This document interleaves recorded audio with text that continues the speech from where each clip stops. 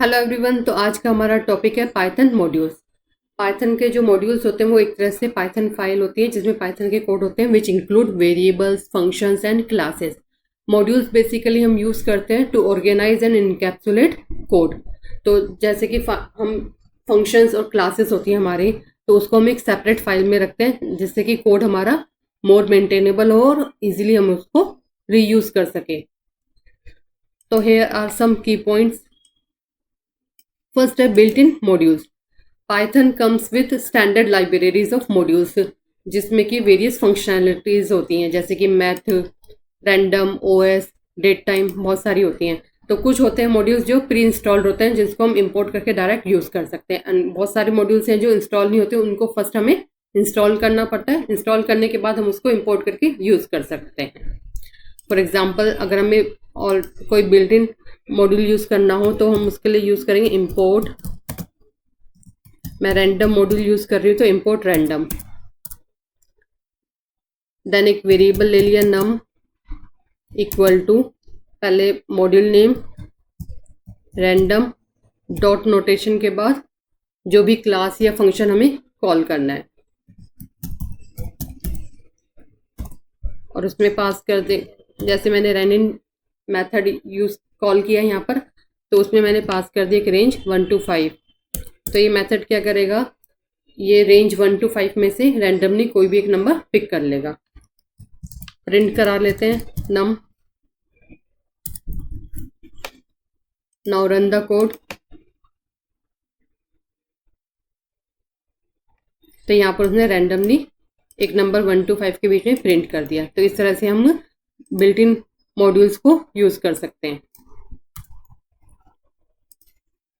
Second method है custom modules. Custom module वो हैं जो हम खुद बनाते हैं, हम खुद क्रिएट करते हैं अकॉर्डिंग टू आवर प्रोजेक्ट। हमें कौन से फंक्शंस चाहिए, कौन सी क्लासेस बनानी है, तो हम खुद बना सकते हैं। तो कस्टम मॉड्यूल बनाने के लिए सबसे पहले हमें एक फाइल बनानी पड़ती है, Python file with .py extension. तो मैंने यहाँ पर एक कस्टम मॉड्यूल के लिए फाइल बना ली है, कस्टम मॉड्यूल .py। तो यहाँ पर एक ब्लैंक फाइल हमने क्रिएट कर ली है। ब्लैंक फाइल क्रिएट करने के बाद उसमें हम कुछ भी फंक्शंस वगैरह लिख लेते हैं। एक मैंने ले लिया है नम वेरिएबल, और उसमें मैंने वैल्यू असाइन कर दी है 10। इसी तरह से एक मैंने फंक्शन बना लिया है डेफ, डिफाइन करने के लिए def कस्टम फंक्शन। इस फंक्शन के अंदर मैंने प्रिंट करा लिया message this is a custom function. अब फंक्शन जब हमारा मॉड्यूल बन गया है तो उस फिर हम क्या करेंगे, बनाने के बाद उसको एक सेपरेट फाइल में हम इंपोर्ट करेंगे। तो यहाँ पर मैंने एक टेस्ट .py एक फाइल बना रखी है, तो उसके अंदर इंपोर्ट कस्टम, ये कस्टम मॉड्यूल जो मैंने बनाया सबसे पहले मैं उसे इंपोर्ट करूँगी। अभी इसका ये वेरिएबल मुझे कॉल करना है, तो पहले मैंने num1 एक वेरिएबल ले लिया, num1 equal to module name dot num variable जो उसका मुझे कॉल करना है, और उसको print num1। Now run the code. तो उसने नम वेरिएबल की वैल्यू प्रिंट कर दी जो मैंने यहाँ पर कस्टम मॉड्यूल में असाइन करी थी। इसी तरह से हम उसका फंक्शन भी कॉल कर लेते हैं num2 module name dot function name. Again run the code.